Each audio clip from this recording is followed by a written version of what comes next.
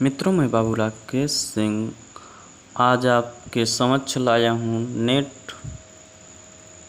Hindi net में निर्धारित सुभद्रा कुमारी चौहान की कहानी राही कहानी में गरीबों के प्रति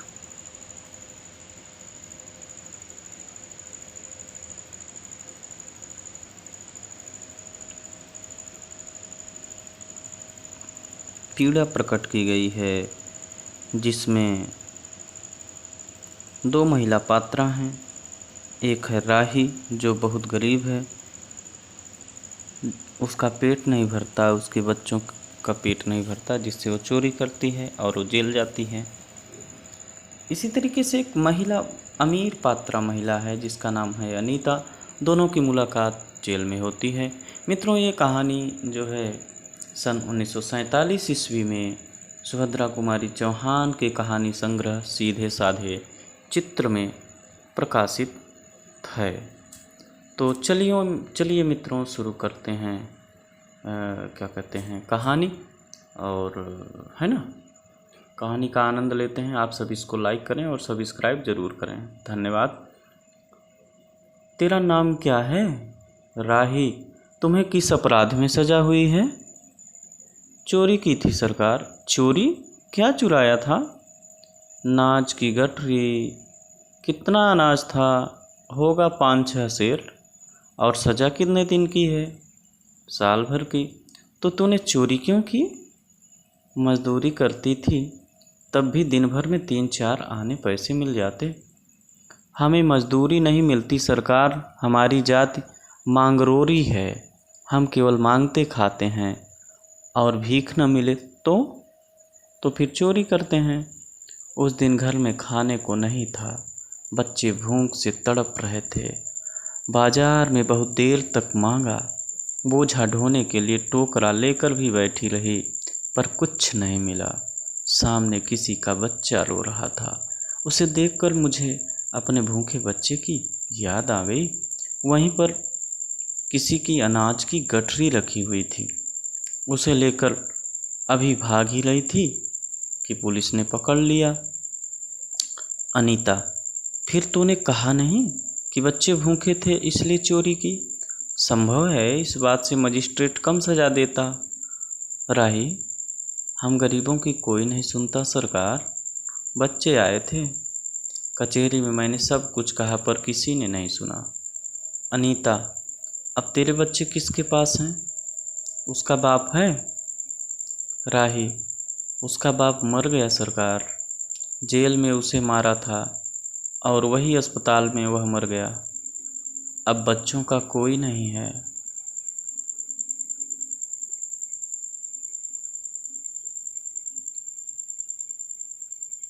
अनीता, तो तेरे बच्चों का बाप भी जेल में ही मरा? वह क्यों जेल आया था? राही, उसे तो बिना कसूर के ही पकड़ लिया था सरकार। ताड़ी पीने को गया था। 2-4 दोस्त उसके साथ थे। मेरे घर वालों का एक वक्त पुलिस वाले के साथ झगड़ा हो गया था, उसी का उसने ना बदला लिया। 109 में उसका चालान करके साल भर की सज़ा दिला दी, वहीं मर गया। अनीता, अच्छा जा अपना काम कर। अनीता सत्याग्रह करके जेल में आई थी। पहले उसे B क्लास दिया गया था, फिर उसके घर वालों ने लिखा पढ़ी करके उसे A क्लास में दिलवा दिया। अनीता के सामने एक प्रश्न था। वह सोच रही थी, देश की दरिद्रता और इन निरीह गरीबों के कष्टों को दूर करने का कोई उपाय नहीं है। हम सभी परमात्मा के संतान हैं, एक ही देश के निवासी। कम से कम हमको खाने पहनने का समान अधिकार तो है ही। फिर यह क्या बात है कि कुछ लोग तो बहुत आराम करते हैं और कुछ लोग पेट के अन्न के लिए चोरी करते हैं। उसके बाद विचारक के अदूरदर्शिता के कारण या सरकारी वकील के चातुर्यपूर्ण जिरह के कारण छोटे छोटे बच्चों की माताएं जेल भेज दी जाती हैं। उनके बच्चे भूखों मरने के लिए छोड़ दिए जाते हैं। एक और तो यह कैदी है जो जेल आकर सचमुच जेल जीवन के कष्ट उठाती है, और दूसरी ओर हम लोग जो अपनी देशभक्ति का ढिंढोरा पीटते हुए जेल आते हैं। हमें आमतौर से दूसरे कैदियों के मुकाबले अच्छा बर्ताव किया जाता है, फिर भी हमें संतोष नहीं होता। हम जेल आकर ए और बी क्लास के लिए झगड़ते हैं। जेल आकर ही हम कौन सा बड़ा त्याग कर देते हैं। जेल में हमें कौन सा कष्ट रहता है, सिवाय इसके कि हमारे माथे पर नेतृत्व का सील लग जाता है। हम बड़े अभिमान के साथ कहते हैं, यह हमारी चौथी जेल यात्रा है, यह हमारी 5वीं जेल यात्रा है। अपनी जेल यात्रा के किस्से बार बार सुना कर आत्मगौरव अनुभव करते हैं। तात्पर्य यह है कि हम जितने बार जेल जा चुके होते हैं, उतनी ही सीढ़ी हम देशभक्ति और त्याग से दूसरों से ऊपर उठ जाते हैं। इसके बल पर जेल से छूटने के बाद कांग्रेस को राज की सत्ता मिलते ही हम मिनिस्टर, स्थानीय संस्थाओं के मेंबर और क्या क्या हो जाते हैं। अनीता सोच रही थी, कल तक तो खद्दर भी नहीं पहनते थे, बात बात पर कांग्रेस का मजाक उड़ाते थे। कांग्रेस के हाथों में थोड़ी शक्ति आते ही वे कांग्रेस भक्त बन गए, खद्दर पहनने लगे, यहाँ तक कि जेल में भी दिखाई पड़ने लगे। वास्तव में यह देशभक्ति है या सत्ता भक्ति? अनीता की आत्मा बोल उठी, वास्तव में सच्ची देशभक्ति तो इन गरीबों के कष्ट निवारण में है। ये कोई दूसरे नहीं हैं, हमारी ही भारत माता की संतानें हैं। इन हजारों लाखों भूखे नंगे भाई बहनों की यदि हम कुछ भी सेवा कर सके तो सचमुच हमने अपने देश की सेवा की है। हमारा वास्तविक जीवन तो देहातों में ही है। किसानों की दुर्दशा से हम सभी थोड़े बहुत परिचित हैं, पर इन गरीबों के पास न घर है न द्वार। अशिक्षा और अज्ञानता का इतना पर्दा इनकी आँखों पर है कि होश संभालते ही माता पुत्री को और सास बहू को चोरी की शिक्षा देती है, और उनका यह विश्वास है कि चोरी करना और भीख मांगना ही उनका काम है। इससे अच्छा जीवन बिताने की वह कल्पना ही नहीं कर सकते। आज यहाँ डेरा डाले तो कल कहीं और चोरी की, बचे तो बचे, नहीं तो फिर 2 साल के लिए जेल। क्या मानव जीवन का यही लक्ष्य है? लक्ष्य है भी अथवा नहीं? यदि नहीं है तो विचारादर्श की उच्च सतह पर टिके हुए हमारे जन नायकों और युग पुरुषों की हमें क्या आवश्यकता? इतिहास, धर्म, दर्शन, ज्ञान, विज्ञान का कोई अर्थ नहीं होता, पर जीवन का लक्ष्य है, अवश्य है।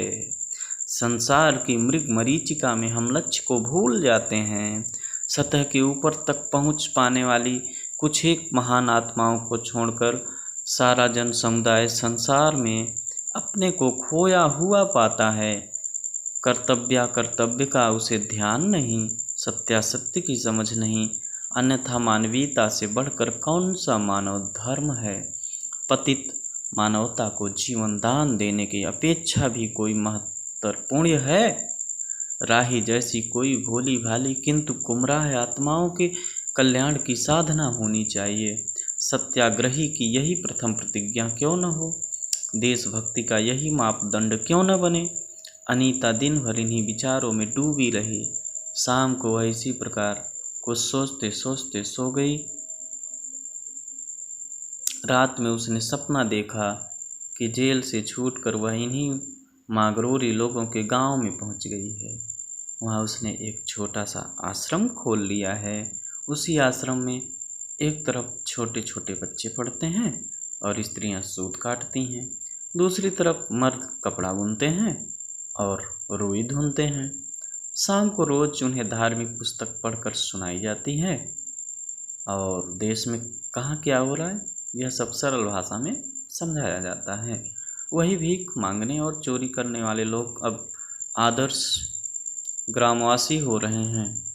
रहने के लिए उन्होंने छोटे छोटे अपना घर बना लिए हैं। राही के अनाथ बच्चों को अनीता अपने साथ रखने लगी है।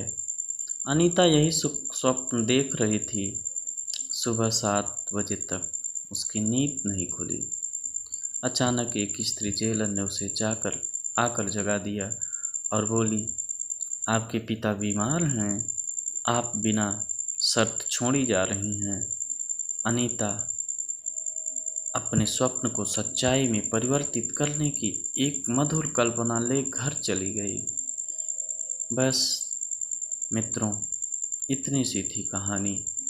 मित्रों, इस कहानी के माध्यम से सुभद्रा जी ने बताया है कि गरीबों के कल्याण के बिना सत्याग्रहियों का देशभक्ति सत्ता भक्ति ही कहलाएगी। वास्तव में सच्ची देशभक्ति तो गरीबों के कष्ट निवारण में है। गुमराह लोगों को सही रास्ते पर लाने का प्रयास ही मानवीयता का सबसे बड़ा धर्म है। बस मित्रों, इतनी सी थी कहानी और शॉर्टकट में इसका सारांश। चैनल को लाइक और सब्सक्राइब ज़रूर करें। अगला वीडियो मैं जल्द डाल रहा हूँ, 1 दिवस के भीतर।